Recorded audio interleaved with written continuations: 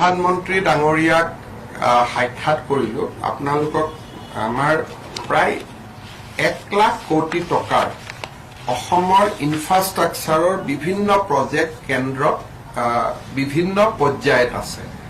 মই কেইটামান আপোনালোকক উদাহৰণ দিছো আমি 25 ফেব্ৰুৱাৰীৰ আগতে আমি কেইবাটাও কাম অনুমোদনৰ কাৰণে চেষ্টা কৰিছো এটা হল বঙাইগাঁও ৰিফাইনেৰী শোধন ক্ষমতা 5 মিলিয়ন মেট্ৰিক টনলৈকে বৃদ্ধি কৰা এটা প্ৰকল্প দ্বিতীয় প্ৰকল্পটো হল নামৰূপৰ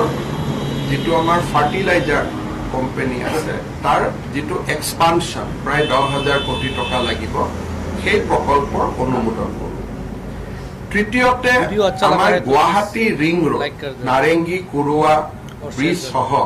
তাৰ যাতে প্ৰধানমন্ত্ৰী ডাঙৰীয়াই আধাৰশিলা কৰিব পৰা অৱস্থালৈকে যায় আমাৰ ইনভেষ্টমেন্ট আৰু ইনফ্ৰাষ্ট্ৰাকচাৰ সামিটৰ আগতে সেই সময়তে যাতে আমাৰ কাজিৰঙাৰ এলিভেটেড কৰিডৰটোৰ ওপৰত এটা সিদ্ধান্ত হয় সেই সময়তে যাতে আমাৰ নুমলীগড় আৰু গহপুৰৰ মাজত টানেলটো সম্পূৰ্ণ হয় তৃতীয়তে আমি এটা বহুত ডাঙৰ প্ৰজেক্টত কাম কৰি আছো সেইটো হল গুৱাহাটীৰ পৰা আমি বৰাপানীলৈকে যাম আৰু বৰাপানীৰ পৰা শিলচৰ 4 ঘণ্টাত গৈ পাব পাৰোঁ প্ৰায় 25,000 কোটি টকা ব্যয় হ'ব সেইটো কয় এক্সপ্ৰেছ হাইৱে অৰ্থাৎ প্ৰথম আপুনি যাব বৰাপানীৰ পৰা সিধাই গৈ আপুনি শিলচৰ এইটো যেটো ইষ্ট ওয়েষ্ট কৰিডৰ হৈ আছে হাফলং দি তাত যেটো পাহাৰুৱা ৰাস্তা কেতিয়াবা ভাল হ'ব পাৰে কেতিয়াবা বেয়া হ'ব পাৰে তাৰ কাৰণে এটা বহুত ডাঙৰ প্ৰজেক্ট চিন্তা কৰা হৈছে যে ৰাতিপুৱা আপুনি শিলচৰত গৈ গধূলি যাতে ঘূৰি আহিব পাৰে তেনেকুৱা এটা প্ৰকল্প চিন্তা কৰি তাৰ বিষয়ে আমি প্ৰধানমন্ত্ৰী ডাঙৰীয়াক এটা নিবেদন কৰা হৈছে যে আপুনি এইটো কনসিডাৰ কৰক তেতিয়া আমাৰ খুব ফাষ্ট হ'ব 1.5 ঘণ্টা বৰাপানী গৈ আৰু নেক্সট 3.5 ঘণ্টাত আপুনি ৰবি কোনটো জেগাত গৈ পাম পাঞ্চগ্ৰামত গৈ পাব পাৰে সো এই এটা ডাঙৰ প্ৰজেক্ট সেকেন্ড হল মৰিগাঁৱৰ পৰা দৰং সংযোগী ব্ৰহ্মপুত্ৰৰ ওপৰত আৰু এখন দলং নাৰেংগী কুৰুৱাৰ লগতে আৰু এখন দলং সো এনেকে বহুত কেইটা প্ৰজেক্ট আমি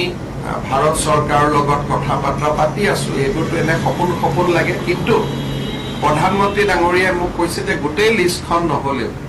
যিমানখিনি কৰিব পৰা যায় তেখেতে অসমৰ কাৰণে কৰিব চেষ্টা কৰিব গতিকে ইমান ডাঙৰ লিষ্ট হলে 1 লাখ কোটি মান কিন্তু তথাপিতো তেখেতে মোক কথা দিছে যেনেকে ৰিফাইনেৰী এক্সপানশনটোতে 8-9,000 কোটি লাগিব ফাৰ্টিলাইজাৰত 10,000 কোটি লাগিব শিলচৰ ৰাস্তাটো হলে 25,000 কোটি টকা লাগিব যদি তলত আমাৰ টানেলটো হয় 12,000 কোটি টকা লাগিব গুৱাহাটী ৰিং ৰোডত 8,000 কোটি এলিভেটেড কৰিডৰটো হলে 8,000 কোটি তাৰমানে গোটেইবোৰ মিলিলে শিলচৰ ৰাস্তাটোত অকলে 25,000 ক্ৰ'ৰ গতিকে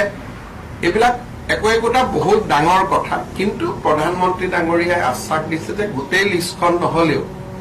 25 ফেব্ৰুৱাৰীলৈকে তেওঁ অসমত যিমান পাৰে ভাল খবৰ দিবৰ কাৰণে চেষ্টা কৰিব তাৰ লগত আমাৰ গুৱাহাটীৰ দুয়োপাৰে জাগিৰোড আৰু পলাশবাৰী এই গোটেই প্ৰকল্পখিনিক লৈ গুৱাহাটীক সামৰি দুখন স্যাটেলাইট সিটিৰো কথা চলি আছে তাতো প্ৰায় 10,000 কোটি টকাৰ বিনিয়োগৰ কথা আছে গতিকে বিভিন্ন ধৰণৰ আঁচনি আমি 25 ফেব্ৰুৱাৰীৰ ভিতৰত